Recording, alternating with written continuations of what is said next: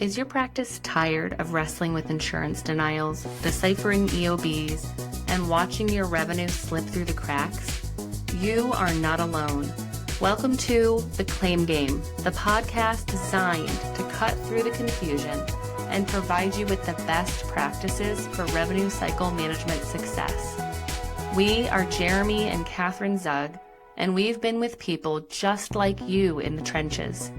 Each week, we'll break down complex billing processes, share real-world solutions from practices like yours, and ask questions of the game makers and changers of healthcare so you can take control of your revenue. Let's turn those claim denials into deposits and help you return to focusing on patient care. It's time to win the claim game.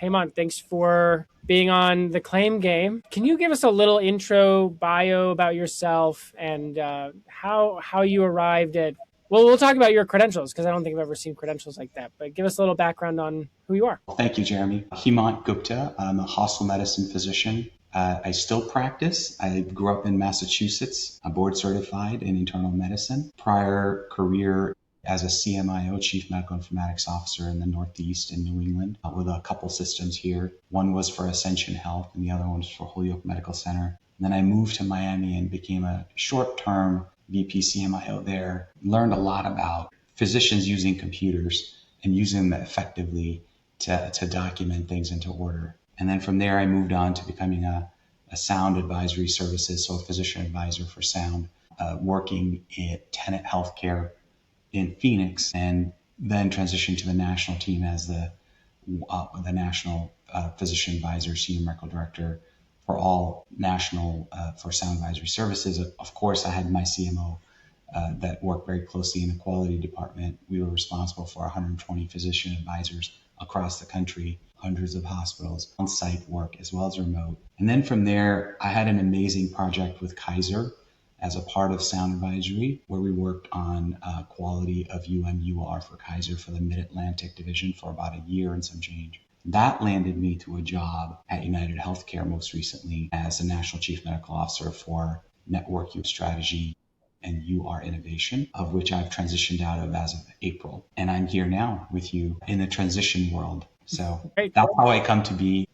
Yeah. I mean, that's so many big, reputable organizations. We interviewed Dylan Ross, who came from Kaiser, and it seems like they do some really good work over there and are pretty thoughtful about how they do things. So your role as a physician advisor is at this intersection between like clinical and quality management. How has that changed over the years, and how has that become a really critical role in the modern world with AI and everything? It's unbelievable, Jeremy. It's transformed into this major sector. I started my physician advisory work in 2007, 2008 in a small hospital in Massachusetts. And, my first question was, what's a physician advisor? It was an unbelievable moment for me to understand. I eventually learned a whole lot more by going to one of the UR conferences with the leadership of a hospital. And then I really learned what it was. Back then I thought, well, we physician advisors, we get called when they have problems with insurance. We have problem with, coverage for a hospital stay. So they call us. I thought, back then, well, it's just a part-time role. So it's a role where you're a practicing physician, you're part of that medical staff, and the hospital needs better case management. So you lead the case management department with the case managers. And, it's all about a reactive response, like status questions and, we got denied for this. Can you talk to the plan medical director or the hospital, the health insurance? I'll make some phone calls on peer-to-peers, and, it was more reactive. And they were saying, well, can you work with our medical staff to better document things or better status things for inpatient, outpatient? Really, I thought it was a part-time role. I thought it was more reactive. In the last 15 plus years, it has now become proactive. It has become full-time.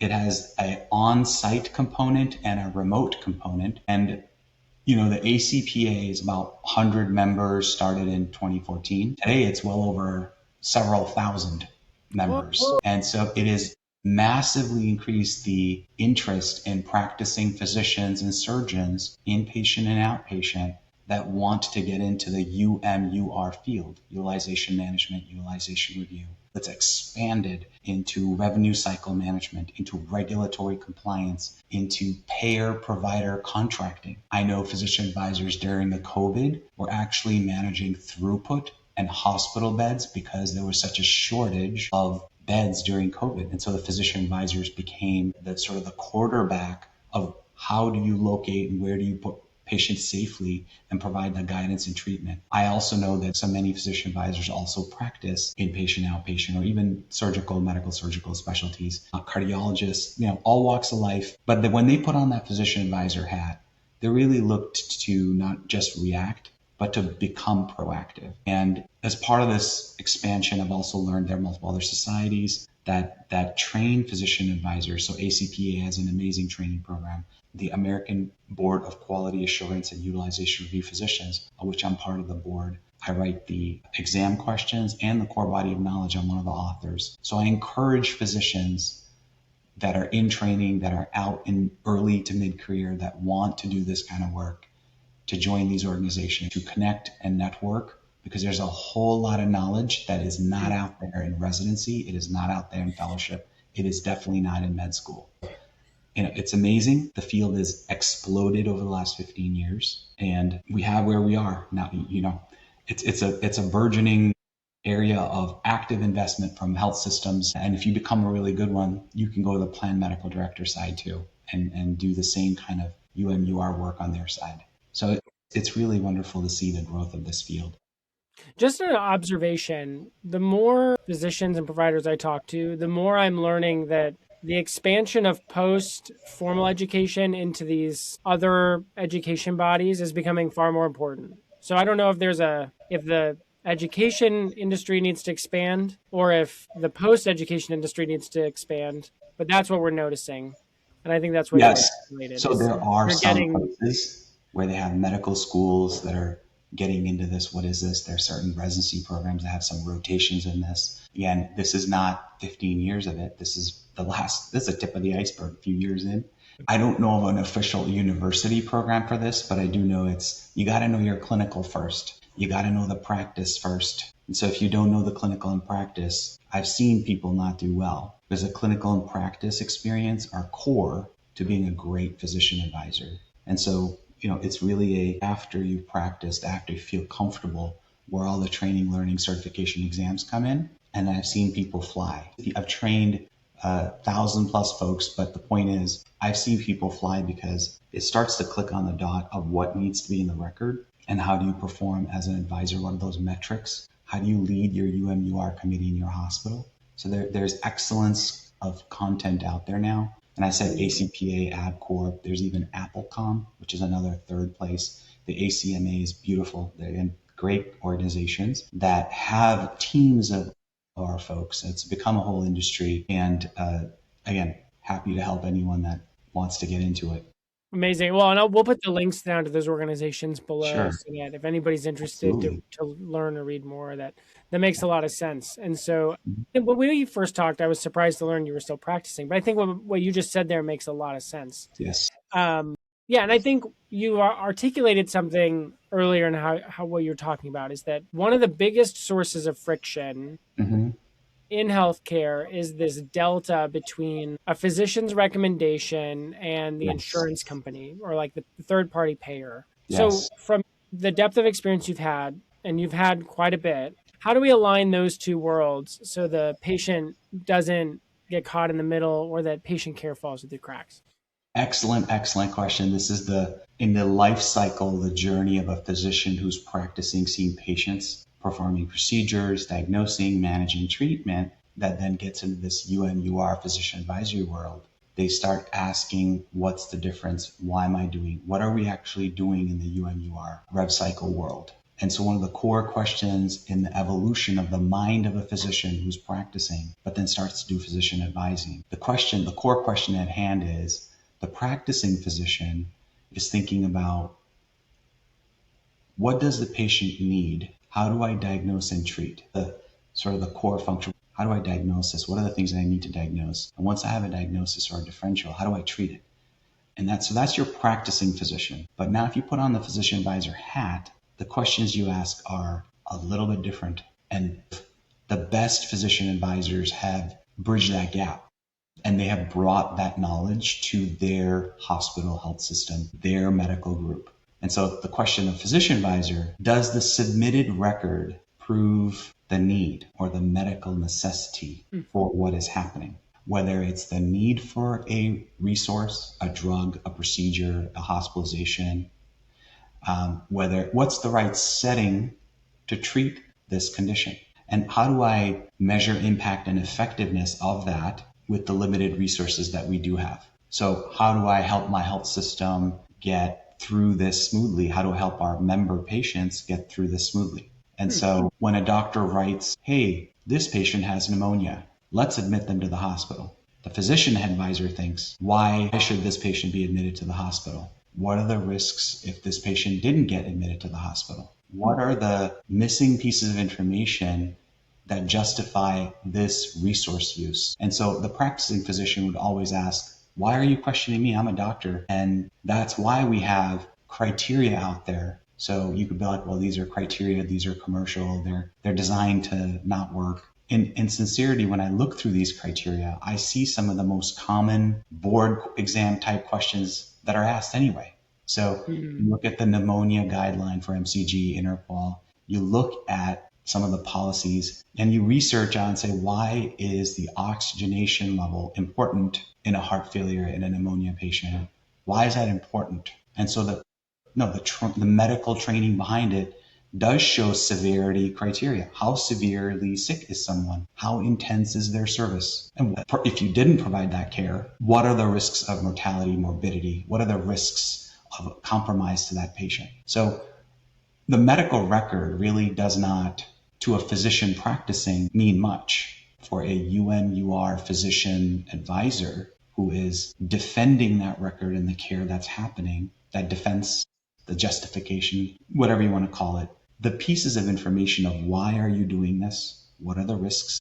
How can you justify this care? What's different today? Why today? And so that's important, like real-time, transparent information that is absolutely part of the evaluation of this patient in the record. If you don't assess the patient that well or document that well, then you leave things behind. You really leave the severity, intensity, and all those things behind. You're like, well, I didn't get trained to document that way.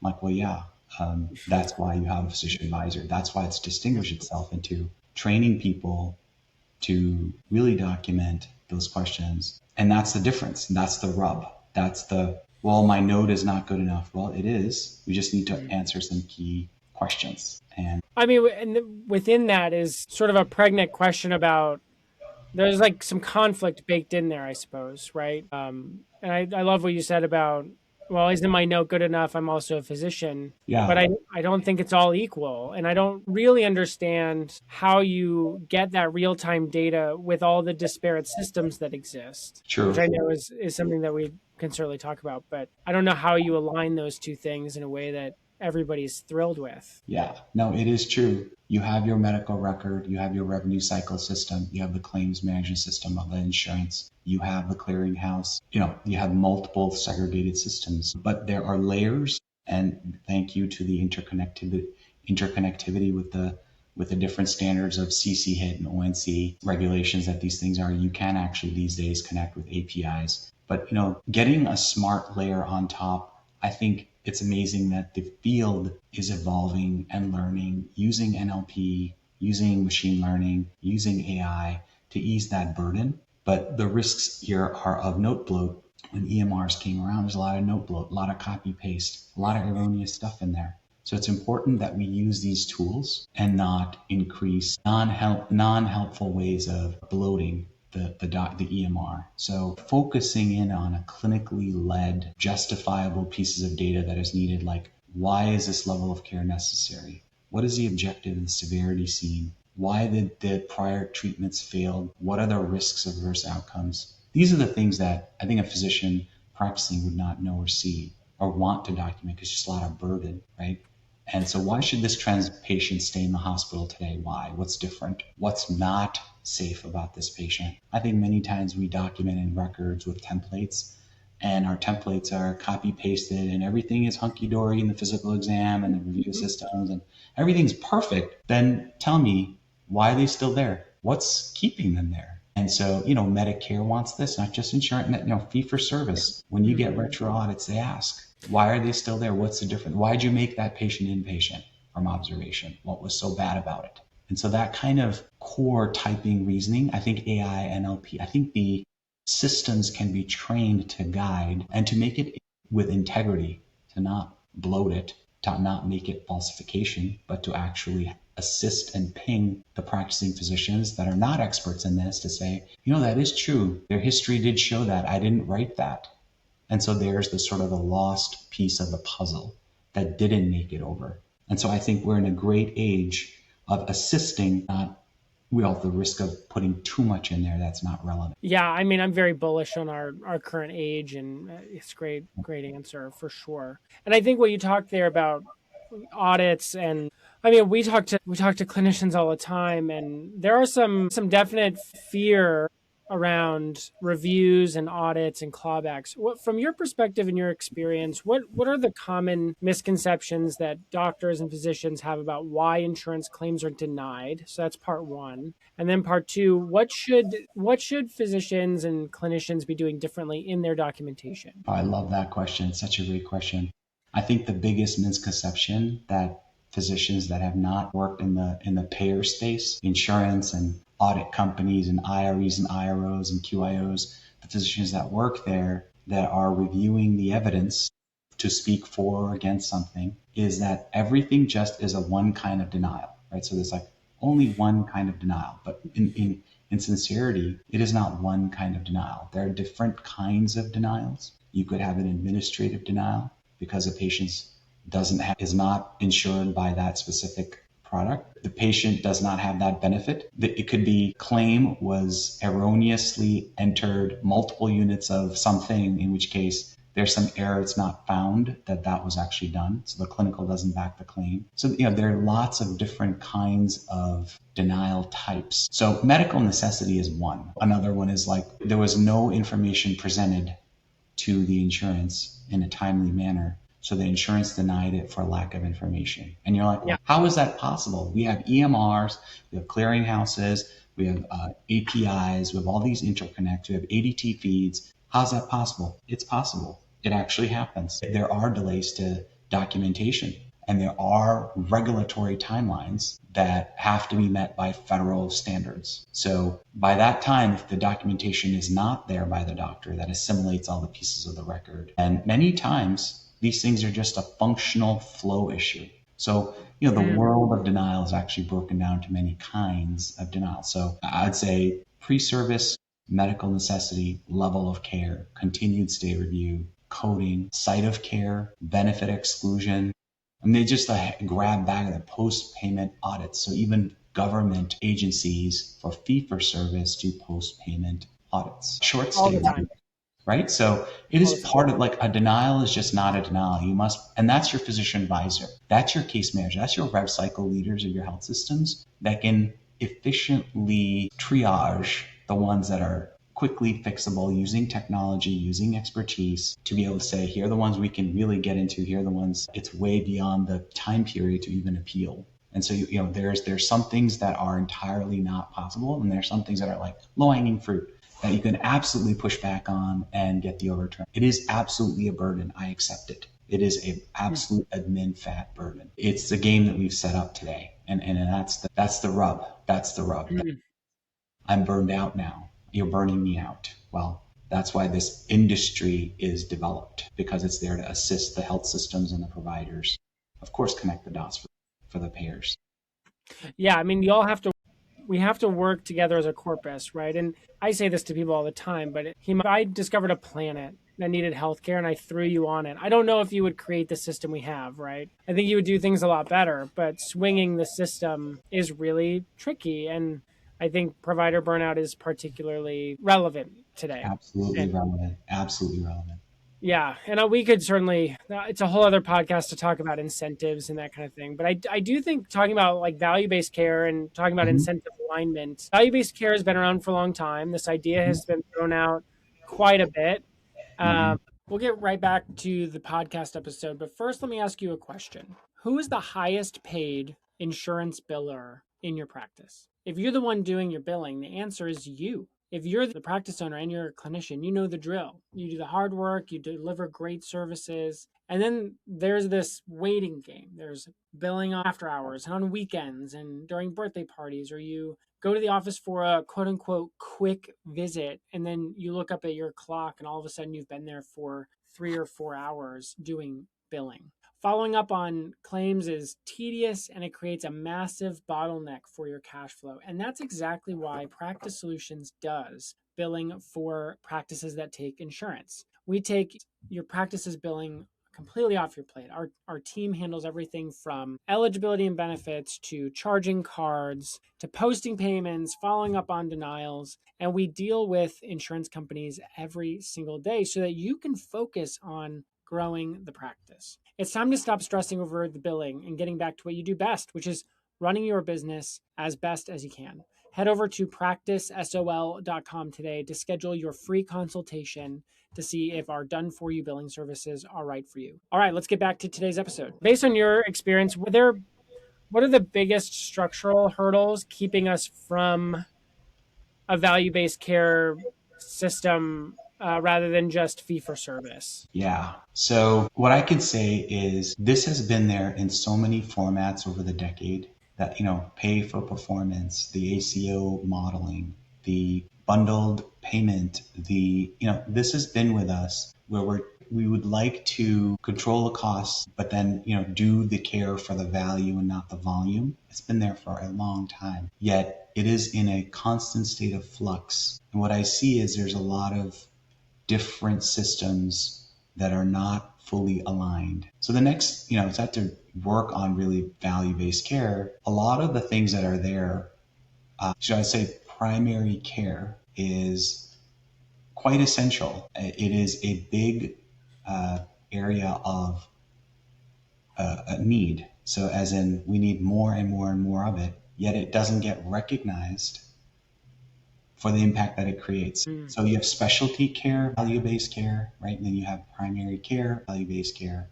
So the structures must be aligned. So the payer-provider partnership needs to be aligned. And then a data set. What is the data? What's the source of truth? Is it the provider's data? Is it the claims clearinghouse data? Is it the Medicare data? So which sets of data are we aligning on and centering on? So I think truly value-based care works. Initially the thinking was, well, I'm paying for value, not volume. But it's really come down to, are we all rowing in the right direction? Do we have enough supply of primary care? Do we have enough supply? Because many of the things that are costly come from a poor supply of outpatient care. ED gets overutilized, readmissions happen all the time. The specialty care is extremely expensive, right? And that's also a very sort of highly prior authorized, correct? Because they're not all rowing in the same direction and saying, pay me for the procedure I provide. No, let's make sure you get paid for the outcomes or the quality or the impact on health that we provide, as opposed to I provided a procedure, pay me for it. So we have a lot of hidden fee for service inside the system that has not evolved. And that's why I think the value-based care question continues to ask us, how do we align our systems? How do we align our data? How do we get more outpatient care happening that's aligned? Where if you just center in on the cost piece of it, it starts to game itself. If you go around saying, I'm interested in focusing on health, prevention, I'm focusing in on timely intervention, the right treatment, the right time for the right patient in the right setting. That's part of the sort of the UMUR lore. Let's work towards that. The cost will fix itself. We have to talk about cost, but if you're not aligned there, the cost just suffers. So to me, the value-based question really becomes it's a hurdle, it's structural, and each system within the ecosystem is sort of honed in on its bottom line, and they're not really honed in on the system. So population health, value-based care. These things are continuing to be fluxed. And of course, the leverage is connections across the system, leverages of predictive analytics, the leverages of risk-based contracts, using AI and NLP, using the ability to say, hey, you can take care of this patient. Let's go work on the riskiest population first. Before those complications happen to the healthy population, let's intervene first. And so the value of that is ultimately shown in lesser resource utilized. And it's sort of a more controlled resource utilized, justified resource utilized, right? And so there are lots of articles about this, lots of articles. And that's where I am. I mean, I'm glad to be in this space, to have worked on both sides, along with a lot of people across the country, to be able to build this better so that we don't keep going fee for service again and again and again and again. That's the sort of thinking, pay me for the care that I do, that's hindering the true value-based care. Yeah, and when you think about the value that value-based care, value-informed care brings to the table, it's significant, but it's aligning the incentives and the resources, right? I'll give you a good example. In mental health care, Yeah. couples counseling is reimbursed at a lower rate than individual counseling. Just right? an example. Yeah. Just one example. But if we Yeah. were to get families right, then that would ripple out, right? But we don't incentivize family or marriage counseling as highly as we do individual. And so that's exactly what you're talking about. So if we were to align the incentives with what we wanted to see down the line. And I Yes. like what you said there, the grid of right patient in the right time Yeah. with the right intervention in the right setting. That's a great grid. So some of the big ACOs that formed in 2024, so the Medicare Shared Savings Program in 2024 had low revenue ACOs and they had sort of the high revenue ACOs. And guess what they found? Something that we already knew. The low revenue ACOs that focused on better primary care, more integrated primary care, had the greatest net per capita savings. Why? Imagine that. Because it's health. We're looking for health. We're not looking for when it all went down the drain and now we have all this expensive care. So, systems that are hinged in, I hate to say it, but systems that are hinged by hospitals, they survive off of filled beds that they can generate revenue off of and survive, which is needed, versus systems that are outpatient based or community center based. They want to keep that patient healthy. So the incentives are a little different. These are like, who are you asking to initiate these care arrangements, these models of care? So I really think it's like operating model. It's not a payment model, it's an operating model. Yeah, that's good. Operating model is if the people in the outside the hospital are truly centered or aligned, or we can actually take prevention, we can take mental health, we can take all the stuff that's out there and provide that better in a value-oriented way, then yes, you still need hospitals. It's the backbone of America, right? But that's not their incentive, is to survive the acute care. So a lot of our stuff is focused on acute care with cost control as opposed to non-acute care and integrated. So non-acute care integrated. So that's what the ACO showed. The ones that saved the most amount of money were focused on outside the hospital care. Makes sense. Makes a ton of sense. Yeah, and if that were to be achieved, right? If value-based care, let's say we ask chat and chat comes up with the best version of this, one of the unintended consequences would be a higher level of trust in the managed care industry or health insurance companies. And I feel like we're sort of at a bottom of trust in the third-party payment model. Yes.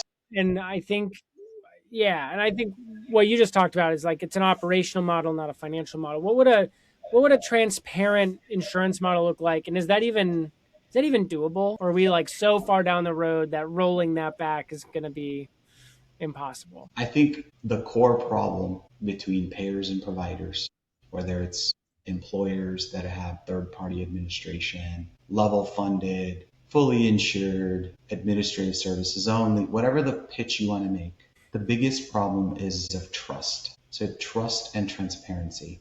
So a lot out there. So 2026 Kaiser family poll, Kaiser study showed 69% of insured adults had a prior authorization. 34% of the, roughly half. The study, the sort of the polling showed that the prior auth is sort of the biggest rub for third-party payer, right? The prior auth, why is it there? It is gaining government attention. It's gaining IT company attention. It's gaining state government attention of how it gets in the way of care. It slows the access down, and people suffer from it. And so that generates a sense of a trust problem. So AHIP, the large insurance companies, they're trying to build out the gold card program. Say, hey, we're going to remove some of this prior auth. Yeah, wiser. They're trying to build trust by saying, we will make the process of prior auth, if we have to do it, exceedingly simple, easy using technology, near real time. So the trust erosion is an issue, and it comes from some of the current business practices of the system. So when you sign up for insurance, do you know what you're being covered for? So I would recommend our system move towards coverage transparency. Patients should know exactly what they're being covered for. They should know what requires a prior auth. They should know when they get denied why. What were the criteria?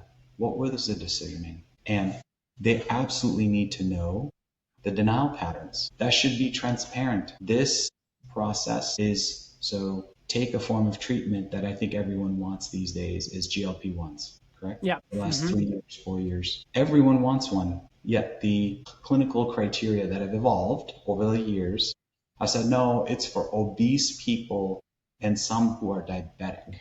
Yeah, it's been around for a long time. Well, everyone wants it. It's been known for a while, but Yeah. when it gets through the ringer of policy, process, proof, order, approve, those questions get asked. And then people are like, why am I not eligible for it? It's because the perception of what it's eligible for is not brought to the center stage by payers, providers. And so the providers, where's their responsibility to say, I learned medicine.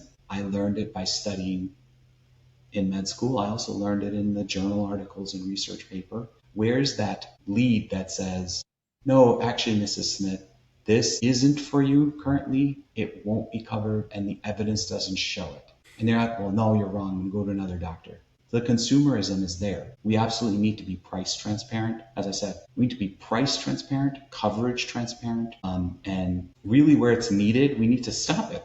So if someone is obese and diabetic, I don't even want to have a prior auth. Just do it. Go do it. I trust you. Order it. Done. We don't need any, right? So where it's low-hanging fruit, you're practicing in the right pattern, there is no prior auth. So, and then what does it cost? Like, we don't know what a hospitalization costs. We don't know what a colonoscopy may be costing. We don't know what a knee procedure may be costing. But there are regulations now, and there are applications and companies that are doing this. The payers are doing it. Some of the forefront hospitals are doing it. This concept of price transparency is important. It's super critical. Even Cost Plus Drugs is doing it. So the beauty is price transparency is important, is very important. It's super important. Yeah, and it won't put certain providers out of business, right? I mean, if you charge more, some people will pay more, right?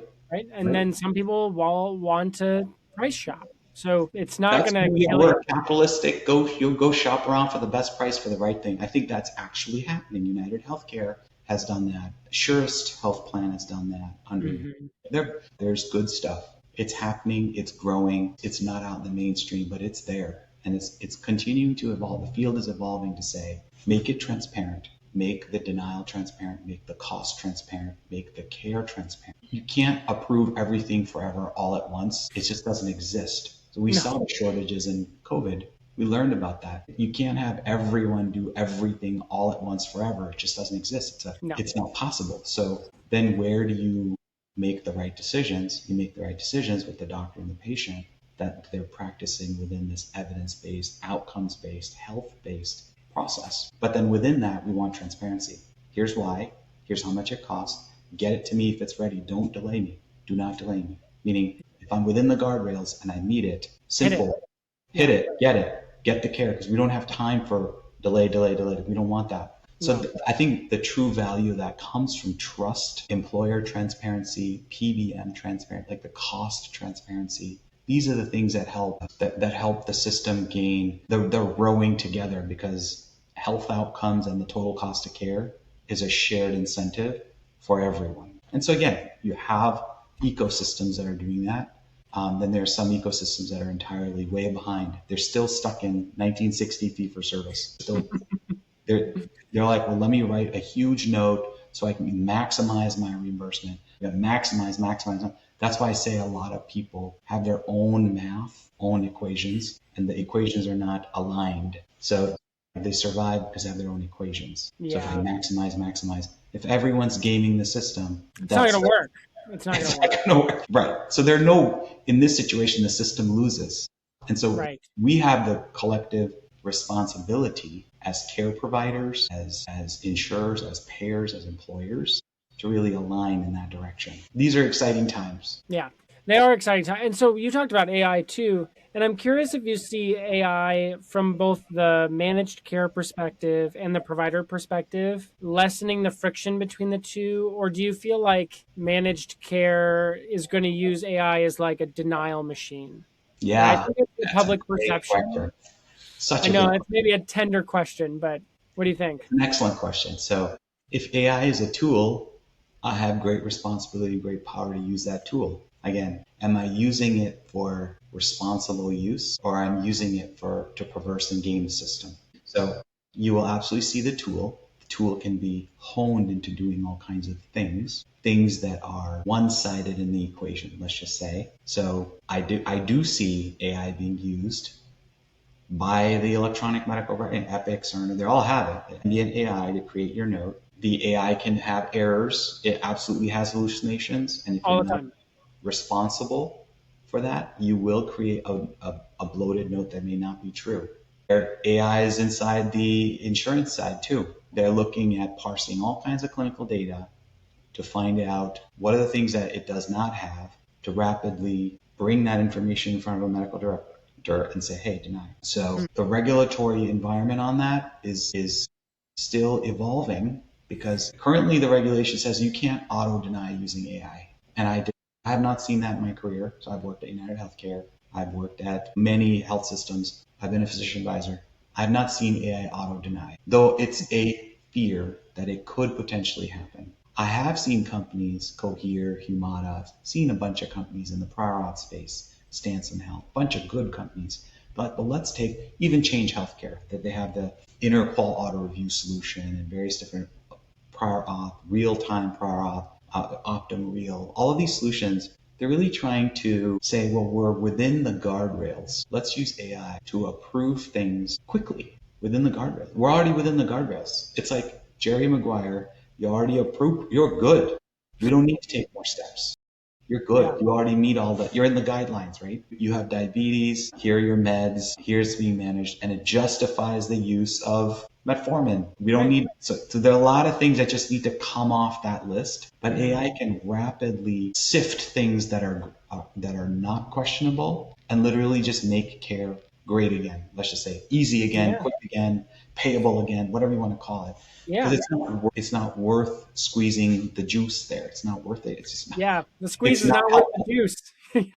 It's not helpful. So can AI help us sift through all of the easy stuff and fast proof things that just doesn't make sense to deny, right? So Yeah. that it can do. I think the documentation it can help on. I think claim coding and again, I have to say, not everyone is in the shoe of the magnanimous. Let's improve the system. Some people are like, let's over document. Let's keep documenting these things because their reimbursement is high. That happens every day.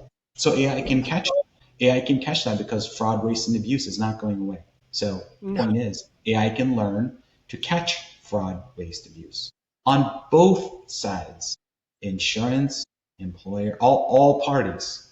Okay, so I want to preface this. When I say fraud, waste, abuse, I don't mean providers. I mean the system. So we should be able to surveil the system and find things that are off the guardrails and really catch them early before they happen. And they really suck money out of this resource, right? Ordered all this equipment, it's not really needed. We paid for it, the equipment is gone, and now we're trying to find out what happened. To me, the most important thing is to be proactive concurrent. Mm. proactive concurrent, not do the care, provide the care, pay for the care, and then ask questions later. That's old fee for service. Not interested in that. I think if we can leverage that and make it smooth, quick, fast, and concurrent, you can actually save resource. You can direct patients to the care they absolutely need. But in the end, that's the beauty and the promise of AI. How can we use it impactfully for the system? And that's a great question.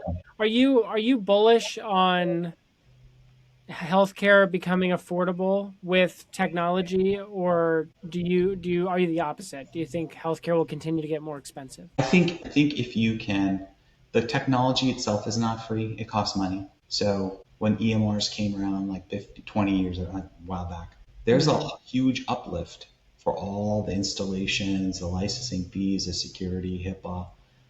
The ONC HIT recently did a great, CC HIT did a interview talking about smart prior auths and smart documentation, smart connectivity with in outpatient offices. There is going to be a cost to that. I think that we absolutely need to invest into that. But I think the overall cost should decrease, because if I can focus my intention on where care is absolutely needed, and I can, resource align to where care is absolutely needed, and not designed around a gigantic hammer that is not specialized. It's very expensive to do everything all at once. So there has to be a balance between the IT costs and the costs of generation versus the unit cost reduction. Like, I can do things much faster now. Instead of having 30 steps that is manual, you can have 2 steps or 5 steps that are automated. It's a whole lot faster. So while you get efficiency cost saving, you also have to intelligently design it where the cost of doing the technology itself doesn't supersede the current The system. benefit. Yeah, right. Because then it just like rolls up to everybody.